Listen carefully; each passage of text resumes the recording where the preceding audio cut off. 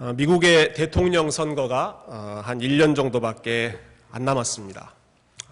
그러면서 점점 여러 정치인들에 대한 관심이 높아지고 있는 것 같습니다. 각 당마다 아마 잠재적인 대선 후보들이 저마다 존재감을 높이기 위해서 자극적인 발언도 하고 여러 가지 이슈도 또 만들어내는 것 같습니다. 그런 와중에 최근에 이러한 잠재적인 대선 후보들보다 더 관심을 받았던 정치인이 한 명 있습니다. 지미 카터 전 대통령입니다. 올해 91세이신데 카터 대통령이 열흘 전에 기자회견을 열어서 자신의 건강 상태를 밝히는 그러한 인터뷰를 하셨습니다. 원래 간에 암세포가 있었는데 그것이 이제 뇌까지 전이되어서 본인이 아마 몇 주, 길어도 몇 달밖에 생명이 남지 않았다라고 하는 그러한 건강에 대한 업데이트를 이러한 기자회견을 통해서 했죠. 그러한 이야기를 알리면서 자신의 죽음을 미리 알리면서 굉장히 담담하게 그렇지만 나의 마음은 놀라울 정도로 평안하다 그렇게 말씀을 하셨습니다. 그러면서 이제 얼마 남지 않은 내 삶이지만 온전히 그냥 하나님의 손에 하나님의 뜻에만 맡긴다라고 하는 그런 고백을 했습니다. 죽음 앞에서 담담히 자신의 신앙을 고백하는 모습에 많은 사람들이 감동을 받았습니다. 카터 대통령은 그 유명한 것 중에 하나가 대통령에서 퇴임한 후에도 자기가 섬기는 교회에서 계속해서 주일 성경 공부를 인도하는 분으로 유명합니다. 애틀랜타에 있는 작은 교회에서 성경 공부를 인도해 오셨는데 평소에는 한 40명 정도가 성경 공부 모임에 참석했답니다. 그런데 지난주 인터뷰를 본 이후로는 지난주 주일에는 700명이 성경 공부 모임에 몰려들었답니다. 아마 그분을 사랑하는 여러 사람들이 아마 각처에서 몰려든 것 같죠. 한 신문이 이 내용을 기사로 쓰면서 지미 카터 품위 있게 죽음을 끌어안다라고 헤드라인을 달았습니다. 참 멋있죠.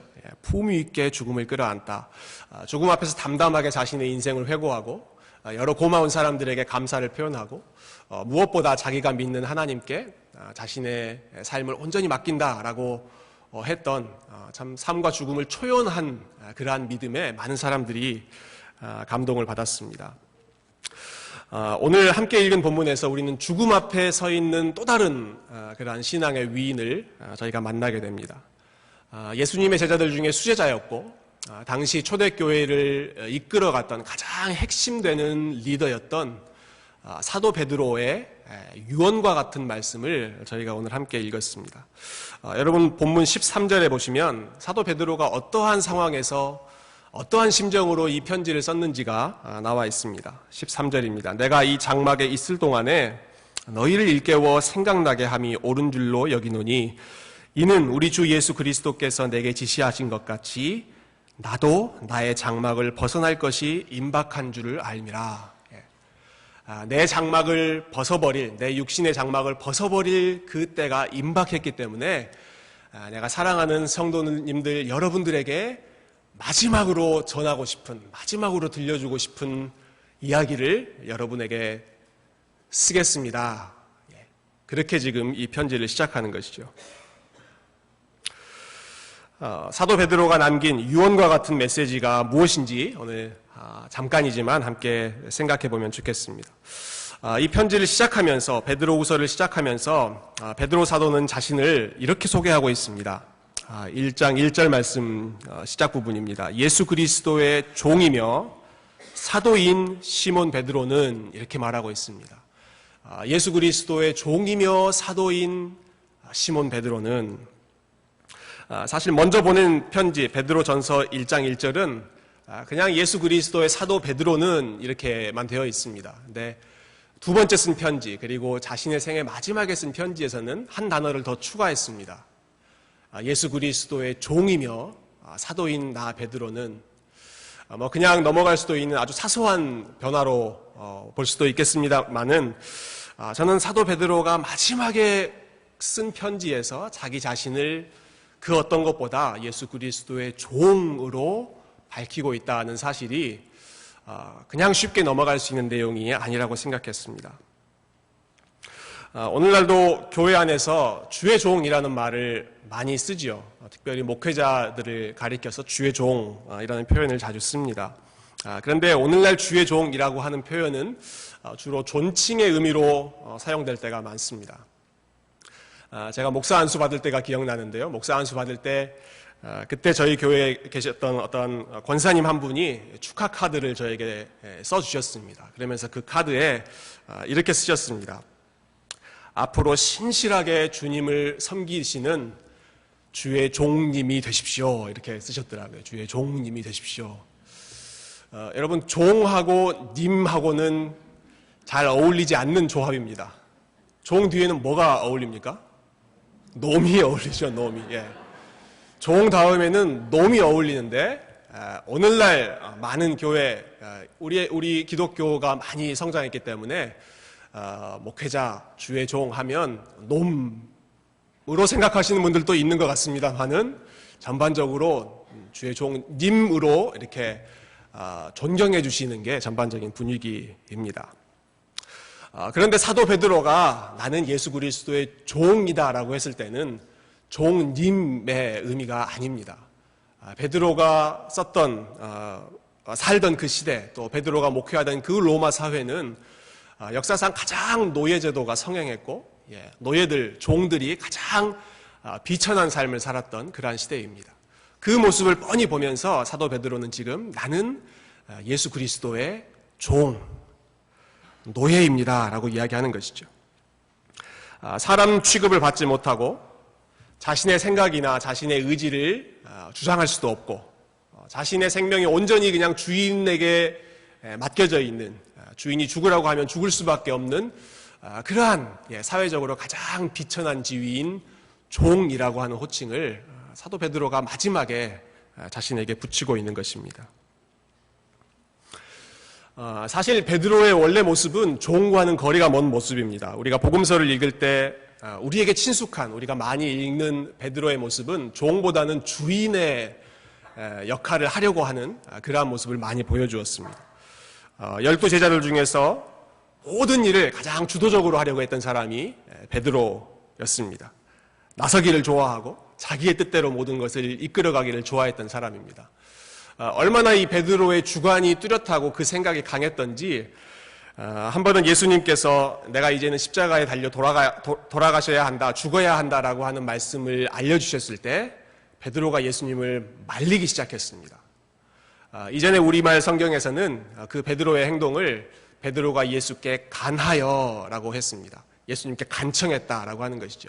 아마 우리 문화에 제자가 스승을 이렇게 가로막는다라고 하는 것이 정서상 맞지 않기 때문에 최대한 공손한 표현으로 베드로가 예수님께 간청했다 그렇게 번역했습니다마는 헬라어 원어 성경 또 그 원어를 문자적으로 번역한 영어 성경은 그 베드로의 행동을 rebuke라고 하는 단어를 씁니다. rebuke는 혼내다, 책망하다, 훈계하다라고 하는 뜻입니다. 그러니까 예수님께서 앞으로 하시고자 하는 그 계획이 자기의 생각, 자기의 기대와 다르다는 것 이유 때문에 심지어 예수님조차도 훈계하고 책망하고 그렇게 따질 정도로 자신의 생각이 뚜렷했던 그 사람이 사도 베드로의 모습인데, 그랬던 베드로가 이 자신의 생애 마지막 편지를 남기면서 스스로를 나는 종이다, 나의 생각은 전혀 중요하지 않은 노예다라고 밝히고 있는 것이죠. 아마도 예수님께서 부활하신 후에 베드로를 마지막으로 만나셨던 장면, 베드로야 네가 이전까지는 젊었을 때는 너의 생각대로, 너의 주관대로 남을 이끌면서 살았지만 이제부터는 남이 너를 띠띠우고 남이 너를 이끌며 살아야 한다 라고 주셨던 그 말씀에 베드로가 평생을 순종한 결과 겸손해진 모습이 오늘 짧지만 나는 예수 그리스도의 종이다 라고 하는 고백으로 나타났다고 생각합니다. 베드로가 겸손해진 모습을 보여주는 또 다른 증거가 하나 있습니다. 여러분, 겸손이라고 하는 것은 나 자신은 낮추고 다른 사람은 높이는 것, 이것이 겸손인데 베드로가 스스로를 종이라고 낮추는 동시에 오늘 본문에서 이 편지를 받는 사람들, 그 사람들을 굉장히 높이 떠받들고 있습니다. 1절을 다시 한번 보시면 베드로가 이 편지를 받는 수신인들을 향해서 이렇게 부릅니다.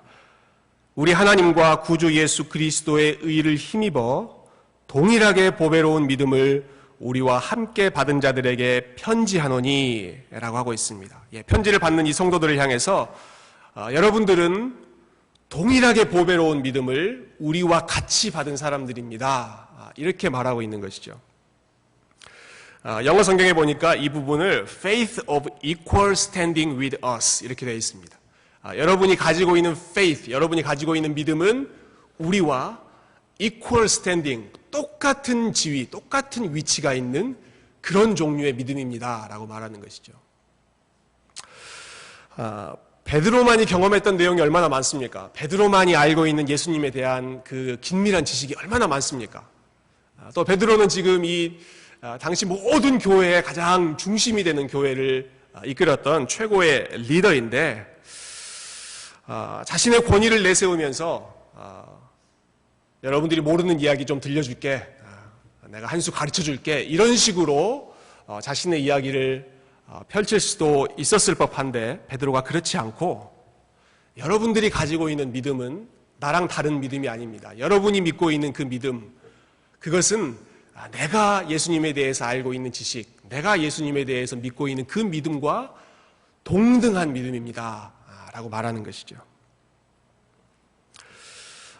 베드로의 이러한 겸손이 더욱 돋보이는 이유가 있습니다. 왜냐하면 그 당시에 베드로가 목회하던 또 초대교회의 상황은 이런 겸손한 분위기가 전혀 아니었기 때문에 그렇습니다.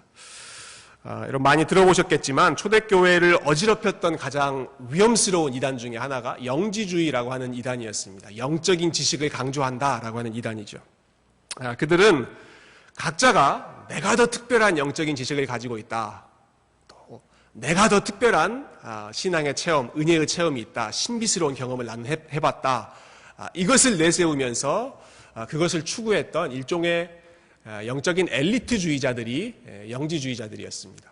그러니까 자기가 알고 있는 것은 훨씬 부풀려서 강조하고 그만큼 지식이 없는 사람들은 좀 깔보는 분위기가 이 초대교회를 굉장히 어지럽히는 그런 분위기였는데, 그런 분위기 속에서 베드로야말로 누가 보더라도 특별한 지식, 특별한 경험을 자랑할 수 있는 사람인데, 내가 가지고 있는 믿음은 여러분이 가지고 있는 믿음과 동일한 믿음입니다. 동등한 믿음입니다. 신앙의 연륜이 쌓이고 자신의 시간이 지날수록 우리의 일반적인 경향은 나의 생각과 또 나의 경험을 더 과시하고 더 주장하고 그것과 다른 경험을 가진 사람은 조금 다르게 생각하는 것이 우리의 경향인데도 불구하고 오늘 베드로가 보여주는 모습은 신앙의 연륜이 쌓이면 쌓일수록 더 부드러워지고 더 겸손해지고 더 다른 사람을 품는, 우리가 같은 믿음을 소유한 사람이다, 이렇게 높여주는 너무나 아름다운 모습을 오늘 베드로 사도가 보여주고 있습니다. 여러분, 돌아오는 9월이 우리가 살고 있는 필라델피아의 굉장히 중요한 그런 한 달입니다. 왜 그런지 아시죠? 뭐 때문에 그렇습니까? 교황 때문에 그렇습니다. 교황 프란시스 교황이 필라델피아를 방문하기 때문에 필라델피아가 아주 굉장히 바쁜 시즌을 준비하고 있습니다. 아마 교황을 보기 위해서 미국에 있는 가톨릭 신자들은 물론이고 전 세계에 있는 또 교황을 보는 것이 일종의 성지순례이기 때문에 아마 많은 사람들이 필라델피아로 몰려들 거라고 예상하고 있습니다. 이미 호텔이나 여러 상업적인 숙소들은 오래전에 예약이 다 끝났습니다.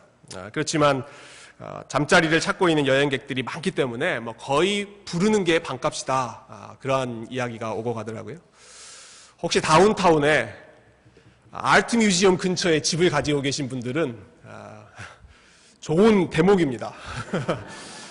이때 한 주 동안 여러분 집 그냥 비워주시고 어디 여행 갔다 오셔도 제일 비싸게 지금 나오는 가격이 하룻밤에 1,000불 이 정도까지 나오는 것 같아요. 이런 팁을 주는 교회가 어디 있겠습니까? 예, 참고해 보시고요. 그런데 왜 그렇게 사람들이 교황에 대해서 열광합니까? 예, 왜 그렇게 사람들이 교황을 보기 위해서 교황을 찾아옵니까? 그것은 교황을 직접 보는 것, 교황이 직접 해주는 말씀, 교황이 직접 축복해주는 기도가 특별하다고 믿기 때문에 그렇습니다. 일반적으로는 경험할 수 없는 특별한 영적인 유익이 교황을 통해 주어지기 때문에, 그렇게 믿기 때문에 많은 사람들이 교황을 보기 위해 그 자리를 찾아오는 것이죠. 그러한 믿음, 그러한 기대감의 근거에는 로마 교황은 베드로의 후계자다라고 하는 그러한 신학적인 이론이 깔려 있습니다. 베드로는 예수님의 12제자 중에 가장 수제자였고, 베드로는 예수님께서 말씀하셨던 천국을 열고 닫을 수 있는 천국의 열쇠를 예수님으로부터 부여받은 사람이고, 그 베드로의 권위는 대대로 로마 교회를 이끌었던 로마 교회의 지도자 교황에게 전수되기 때문에 이 로마 교황이 다른 어떤 사람들보다 더 특별한 권위와 영적인 어떠한 파워를 가지고 있다라고 하는 것이 로마 가톨릭의 가르침이죠.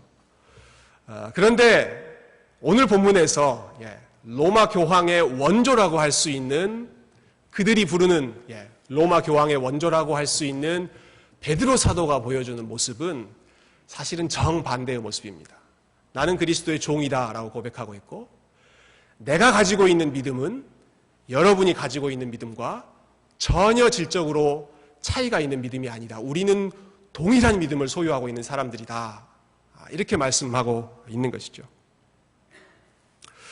여러분, 저와 여러분이 베드로와 동등한 믿음, 동일하게 보배로운 믿음을 가지고 있다는 사실 여러분 믿으십니까? 우리에게 그러한 믿음이 주어져 있는데, 믿음이 그렇게 보배로운 이유는 다른 데 있는 것이 아닙니다. 우리가 믿는 대상이 보배로운 분이시기 때문에 그렇습니다. 믿음에 있어서 가장 중요한 것은 이 믿음을 가지고 있는 사람, 그 당사자가 어떤 사람이냐, 그 사람이 베드로냐, 바울이냐, 어쩌면 교황이냐, 그것이 중요한 것이 아니라 누가 믿었든지 간에 그 믿음으로 바라보고 있는 대상이 예수 그리스도다. 그 사실이 우리의 믿음을 보배롭고 존귀하게 만든다라고 하는 것이죠. 베드로의 믿음이건 바울의 믿음이건, 아니면 이름이 알려져 있지 않은 지극히 평범한 그리스도인의 믿음이건, 이제 갓 예수님을 믿은 초신자의 믿음이건 간에 설령 겨자씨처럼 작게 보이는 믿음이라고 하더라도 그 믿음이 분명하게 예수 그리스도를 희미하게나마 붙잡고 있으면 그 믿음은 오늘 본문에서 이야기하고 있는 보배롭고 존귀한 믿음이다라고 하는 사실입니다. 그러니까 굳이 교황 보러 안 가셔도 됩니다. 워낙 중요한 일이고 또 역사적으로 아주 드문 일이기 때문에 구경하러 우리가 충분히 갈 수는 있겠지만, 거기에 특별한 유익이 있다, 특별한 영적인 복이 있다, 그러한 기대감은 여러분 가지지 않으시는 게 좋을 것입니다. 베드로의 믿음조차도 우리의 믿음과 동일하기 때문에 그렇습니다. 이렇게 사도 베드로는 우리가 가지고 있는 믿음이 얼마나 보배로운 것인지를 이야기했고, 그런데 거기에서 멈추지 않고 한 걸음 더 나아갑니다. 하나님께서 우리에게 이렇게 보배로운 믿음을 주신 목적과 뜻이 있다라고 밝힙니다. 그 목적을 4절에서 설명하고 있는데요. 우리 4절 한 번만 다시 한번 읽어보실까요? 4절 말씀 시작.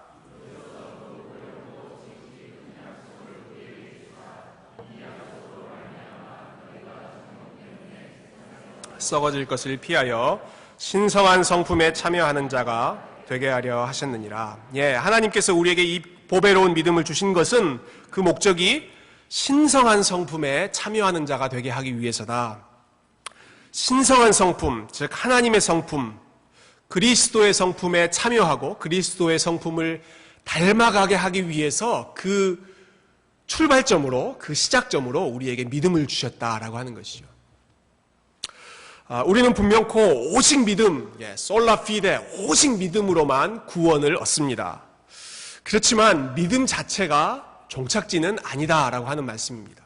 믿음은 출발점이지 종착지가 아니다. 믿음으로 출발해서 반드시 믿음의 성장이 있어야 하고 그 믿음으로부터 나오는 구원의 열매, 성품의 변화라고 하는 열매가 맺혀져야 된다라고 하는 말씀이죠. 그 목록을 5절부터 7절까지 쭉 열거해 놓고 있습니다. 제가 한번 다시 읽어보겠습니다. 그러므로 너희가 더욱 힘써 너희 믿음의 덕을, 믿음으로부터 시작해서 덕의 지식을, 지식의 절제를, 절제의 인내를, 인내의 경건을, 경건의 형제 우애를. 이 형제 우애라고 하는 말은 너무나 좋은 말이죠. 헬라어로 필라델피아입니다. 필라델피아. 형제 우애가 필라델피아입니다. 우리가 얼마나 좋은 도시에 사는지 모릅니다. 경건의 형제 우애를, 그리고 형제 우애에 사랑을 더해라. 믿음으로부터 시작해서 여기에 나와 있는 여러 가지 요소들이 열매로 드러나야 된다라고 하는 말씀입니다. 여기에 있는 요 내용만 나와야 된다, 또는 이 순서대로만 나타나야 된다, 그러한 말씀은 아닙니다. 여기에 빠져있는 목록도 있고 또 여러 가지 성품의 변화가 동시에 나타날 수도 있겠지만 참 믿음을 가졌다라고 한다면 반드시 이러한 삶의 변화, 인격의 변화가 열매로 드러나야 된다. 이것을 지금 강조하고 있는 것이죠. 특별히 여기서 말하는 성품의 변화는 우리의 죄의 영향력 아래에 있는 성품을 말하고 있습니다. 단순히 성품이 변화돼야 된다라고 했을 때 평소에 내성적이었던 사람이 갑자기 외향적이 된다든지 또 그 정반대가 된다든지 하는 그러한 의미가 아니라 우리의 성품 가운데 죄의 영향력 가운데 있는 성품, 교만해서 완고하고 교만해서 남을 깔보고 다른 사람의 이야기를 잘 들으려 하지 않고 작은 일에도 혈기를 참지 못하고 또 우리의 마음속에 아주 질투심, 다른 사람들이 잘 되는 것을 도저히 참지 못하는 그러한 시기심, 질투심이 가득 있는 그러한 성품들, 죄악의 영향 가운데 있는 그러한 성품들이 예수 그리스도를 믿는 사람이라면 이러한 성품들은 반드시 바뀌어야 된다라고 하는 말씀이죠. 물론 하나님께서는 우리에게 잘못된 성품이 있다 하더라도 그 성품까지도 우리의 있는 모습 그대로까지 우리 주님께서는 이미 용납해 주시고 사랑해 주신 분임에 분명합니다. 그렇지만 우리가 있는 모습 그대로, 그 모습 그대로 남아있기를 원하지는 않으십니다.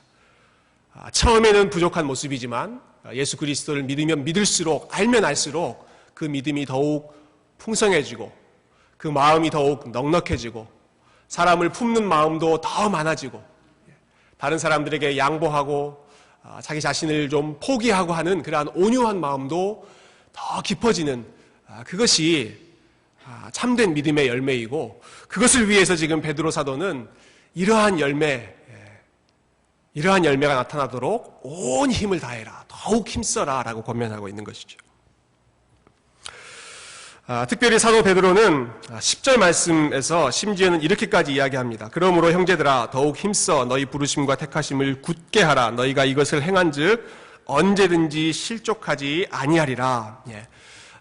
여러분들의 삶에서 이러한 변화, 성품의 변화가 나타나면 그리스도를 닮아가는 인격의 변화를 맛보고 그 변화를 위해서 힘쓰는 삶이야말로 우리가 구원받았다라고 하는 것을 보여주는 가장 확실한 증거다라고 하는 것입니다. 내가 예수 믿는다, 내가 하나님의 자녀다, 무엇으로 증명할 수 있느냐? 내가 예수 그리스도를 닮기 위해 애쓰고 있다. 완전하진 않지만 나의 현재의 모습에 불만을 가지고 더 그리스도를 닮고 싶은 마음에 힘쓰고 있다. 이것이 구원받은 증거, 가장 확실한 증거다라고 하는 것이죠. 조금 전에 제가 영지주의에 대해서 잠깐 말씀드렸습니다만 당시의 이단들은 자기가 구원받은 증거, 자기가 하나님의 백성이라고 하는 증거를 어떠한 신비한 지식이나 신비한 체험에서 찾으려고 했습니다. 내가 이러한 고상한 지식을 가지고 있으니까 나는 하나님의 사람이다. 내가 이런 특별한 경험을 했으니까 나는 하나님의 사람이다. 사도 베드로는 그렇게 이야기하지 않았습니다. 그것이 중요한 것이 아니다. 우리에게 믿음이 중요하고 지식이 중요하고 어떠한 은혜를 체험하는 것도 중요하지만 가장 확실한 증거, 구원받은 증거는 거룩한 열매를 맺기 위해 힘쓰는 것,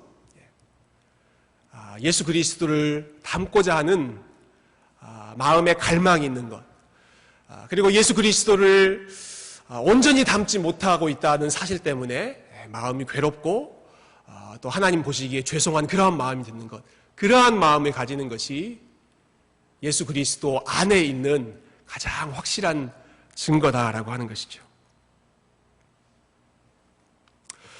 오늘 본문에 가장 좋아했던 교회 역사 속에 나와 있던 인물이 한 분 계십니다. 바로 스위스 제네바의 종교개혁가였던 존 칼빈 목사님이십니다. 칼빈 목사님은 자신이 목회하는 성도들에게 여러 차례 편지를 썼는데 남아있는 편지 중에 칼빈 목사님이 성도들에게 이러한 내용의 편지를 쓰셨습니다. 제 생각에 복음의 제일 큰 적은 로마의 교황이나 이단이나 미혹해 하는 자들이나 독재자가 아니고 나쁜 기독교인들입니다. 선행을 겸비하지 않는 죽은 믿음이 무슨 소용이 있겠습니까? 사악한 생활이 진리를 가장하고 행동이 말을 부끄럽게 한다면 진리 자체는 무슨 소용이 있겠습니까? 칼빈 목사님은 로마 교황과 싸웠던 분이죠. 평생 싸웠고 생명을 걸고 싸웠던 분이고 이단과도 그렇게 열심히 싸웠던 분입니다. 그런데 이분이 복음의 가장 큰 적은 로마 교황도 아니고 이단도 아니고 독재자도 아니고 나쁜 그리스도인입니다 라고 말합니다. 입으로는 그리스도인이라고 고백하지만 그 삶이 전혀 그리스도를 닮지 않고 있는 허울뿐인 그리스도인, 나쁜 그리스도인이야말로 복음의 가장 큰 적이다.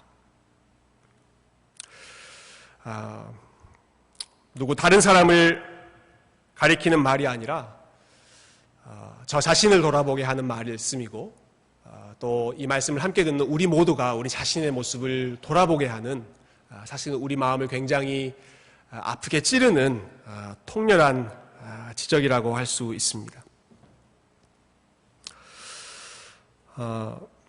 사랑하는 성도 여러분, 우리가 하나님께 드릴 수 있는 아주 좋은 선물이 있습니다. 하나님께 드릴 수 있는 최고의 선물은 우리의 삶이 바뀌는 것입니다. 변화된 삶, 변화된 인격이야말로 우리가 하나님께 드릴 수 있는 최고의 가장 귀한 선물입니다. 하나님께서 뭐가 부족하시겠습니까? 뭐 물질이 부족하시겠습니까? 어떠한 높은 영광이 부족하시겠습니까? 하나님께서 가장 원하시는 것, 하나님을 가장 기쁘시게 할 수 있는 것은 우리의 변화된 인격, 변화된 삶입니다.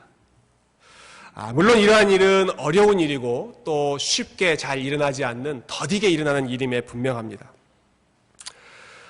그렇기 때문에 하나님께서는 우리가 혼자서 이 변화를 위해서 끙끙대도록 내버려 두지 않으시고 이 변화된 삶, 성화를 위해 필요한 능력과 힘을 우리에게 주신다라고 약속하고 계십니다. 오늘 마지막으로 3절 말씀 한번 보시면 사도 베드로가 성도 여러분 이렇게 성화를 위해 힘쓰십시오 라고 말씀하기 전에, 그렇게 강조하기 전에 먼저 이야기한 게 있습니다. 3절 말씀에 그의 신기한 능력으로 생명과 경건에 속한 모든 것을 우리에게 주셨습니다. 하나님께서 이미 우리에게 생명을 얻는 데 필요한 것, 경건을 이루는 데 필요한 능력과 자원을 이미 우리에게 주셨다라고 하는 것입니다. 그렇기 때문에 할 수 있기 때문에 여기서 이야기하고 있는 믿음의 덕을 쌓고 덕의 지식을 쌓고 지식의 절제와 인내와 형제 우애와 이러한 덕목들을 쌓는 일 여러분 힘쓰십시오. 특별히 하나님께서 우리에게 공급해 주신 성화의 도우미 중에 가장 큰 도우미는 성령님이라고 할 수 있습니다. 바로 우리의 성화의 여정에 늘 동행해 주시는 성령님이야말로 생명과 경건을 이루는 데 가장 큰 능력이 되는 우리의 참된 도우미이십니다. 성령님을 보혜사라고 부르죠. 특별히 헬라어 성경에는 파라클레토스라고 하는 단어를 쓰는데요. 이 단어는 파라라고 하는 옆에서라고 하는 단어와 클레토스, 할레오라고 하는 말하다라고 하는 단어를 합성한 단어입니다. 그러니까 성령님은 옆에서 계속해서 말씀해 주시는 분이시다. 우리가 성화의 여정을 걸어가는 일이 더디고 힘들고 그리스도를 닮아가는 일이 어렵기 때문에 우리의 연약함을 아시고 성령님께서 계속해서 옆에서 격려해 주시고 때로는 마음을 찌르시고 때로는 힘을 공급해 주시고 하시면서 그리스도를 닮는 일에 진보가 있도록 도와주신다.